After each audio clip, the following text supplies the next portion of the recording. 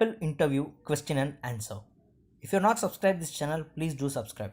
In this video, you are going to learn about what are all the questions that you may get in CAPL so that you can just figure it out the related questions as well to perform better in your interview. Alright, so we'll start with the first question. Whenever you mentioned you have the skill set of CAPL in your profile, the first question comes is what exactly is CAPL? So of course the abbreviation is Communication Access Programming Language.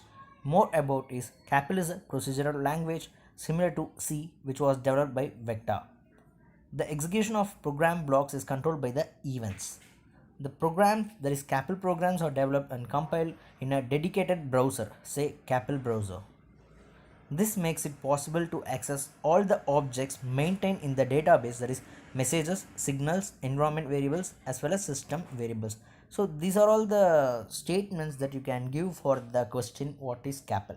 In addition to that, CAPL provides many predefined functions that support working with Kano and Canalizer, development, testing and simulation tools. The second question is why CAPL? Alright, so it's a very simple answer. It is a dedicated to observe the behavior of communication protocols like CAN, LIN, MOST, Ethernet, etc. So to observe or to analyze the communication behavior, you are going for the CAPL. What is the difference between CAPL and C? Of course, in the first slide we have mentioned the CAPL is a similar to C, but there is a difference, right? So what exactly the difference is? C is a object or structured oriented programming language, whereas CAPL is a event oriented programming language. Is CAPL is a platform dependent? Yes, definitely. A CAPL is developed by Vector. We can use CAPL only in the Vector environment, that is the CAPL browser. Rather, like other programming stuffs, like if you want to learn Python or Perl or C, you can just have the online compiler, there you can practice. But CAPL is not giving that opportunity. If you want to use, you have to go for the dedicated platform, that is Vector, Kano or Canalizer. Structure of CAPL. CAPL program consists of two main parts: declaration of global variables, declaration of user defined functions and event procedures. Even you can add up other parts also, like you can have an evaluation of the messages, evaluation of the signals you can add, but these are all the syntax wise, this is the two parts, that is global variables, user defined functions and event procedures. What do you mean by messages in CAPL? Yes, so if you consider the messages in the database, inside messages you will have signals, but if you consider the CAPL programming, the message is a keyword. All right, so message is to the output by the CAPL or declared with the keyword, that is message. The complete declaration includes the message identifier. Is you can have the message with identifier and with the value as well. Say for example, the message engine data can be defined in the database in the form of like message 1, message 2 and message, that is engine RPM E3. So this engine RPM is a engine data that you can declare over here, and you can just process or perform the in the later parts of the CAPL. What exactly the event procedure is? When you ask this question what exactly the event procedure is, you have to give the two ways of explanation, that you have to go for the scratch. So what exactly procedure is, what is event is? Procedure is something that you have to follow. All right, so if your boss ordered you to follow that, yes, of course you have to follow, that is procedure. You have to follow the procedure. But the event is whenever the particular event occurs, then only you have to follow. So for say for example, you have to switch on your UPS if the current goes off. So whenever the power goes off, you have to go for the battery. So that is what the event procedure is. Procedure is something which followed as an instruction. Event procedure is a steps instruction for some events triggered by the protocols. And what is event actions? Of course, event action is dependent on the event procedures. Action is something which followed the procedure, that is whatever the procedure has been given declared in the previous one, the event action has to follow. Event action is a steps or instruction for some actions that are triggered by the events. All right, so now we'll get into variables. There is two types of variables in CAPL: system variables and environment variables. So what exactly the environment variables is? Okay, so environment variables describes external input and output signal of a node, and they are used for communication of signals between nodes in a real network. So for example, if say for example, if you are a topper of your classroom, all right, so in your classroom if somebody calls you topper, then yes, everyone can recognize it's you. But if you go out of the school, if someone has call you topper, no one will recognize, because your scope, say you are a variable, your scope will be within your classroom. So within your environment, you can say. So that is what environment variable is. What are the variables declared as environment variable? It will be applicable only with respect to the particular environment. If it comes out, then there will be the no scope for the particular variable. So environment variables are assigned to the ECU. So mainly in ECU variables is considered as the environment variables, because the variables will be applicable only inside the ECU environment. But in testing, you can tell it is in the Kano environment. Of course, this is a contrast to the system variables. So system variables, you can it will be accessible for the external people also. If there is any external source comes, it can access the system variable. So again, we have mentioned the ECU. So these are all the inputs, that is environment variable inputs. It will process, it will gives the output as an injector. So again, this is again same. So we have these kind of switch 1, switch 2, these are all the, we can be mentioned the environment variables, and it will goes as the output. All right, so now we'll get into the system variables. What exactly the system variables is? System variables can be used for updating the internal parameters. So as I said, if there is any external source comes and access, it can access. Of course, it's not only for accessing, it can also modify the data, that is modify the calibration parameters. That is what system variables is. So system variables are used for the development and testing, as they provide reliability to modify and analyze the internal variables. All right, so system variables brings about the system it's being used for. So this is the exact statement you have to give, and you have to give for the system variables and environment variables. And next question is, what is the difference between system and environment variables? It's a very simple. System variables can be accessible. That is, whenever the variable, the particular node wants to communicate, the system variables are used to transmit and receive the data between the external application and the nodes. Whereas environment variables describes the behavior of the nodes with regards the external inputs, outputs, or they can control its behavior. They are only available for the Kano. What is on timer? On timer is a function which is used to specify the event or action to be executed with specific time defined once CAN communication is on. So whenever the CAN communication is on, what are all the variables you have declared inside the on timer variable, timer block or timer function, those will be executed with respect to the specific time. So this is a simple syntax for the on timer functions.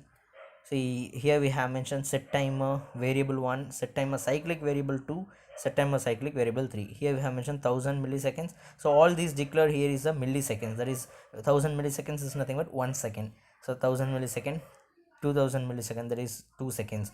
So here we have again set timer and set timer cyclic.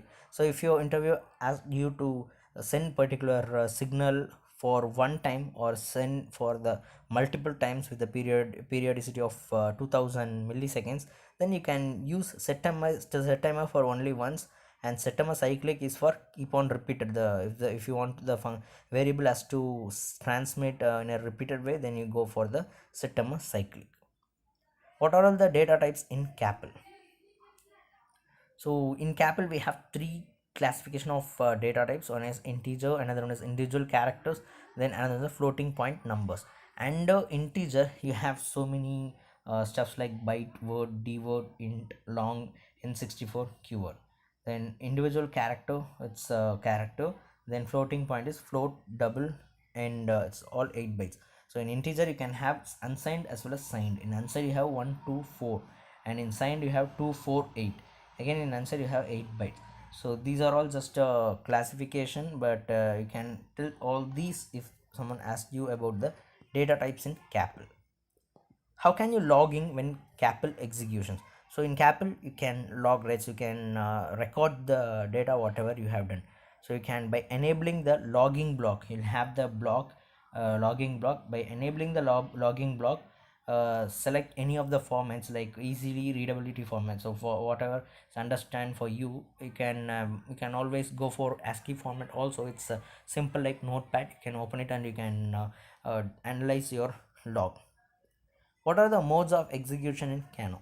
There are two modes.